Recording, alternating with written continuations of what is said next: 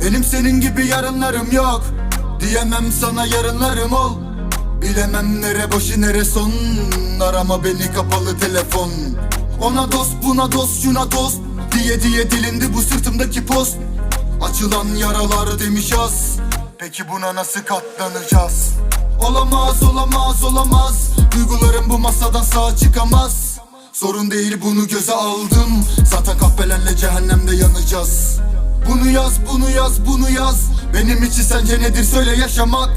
Sevdiklerim için oldum basamak.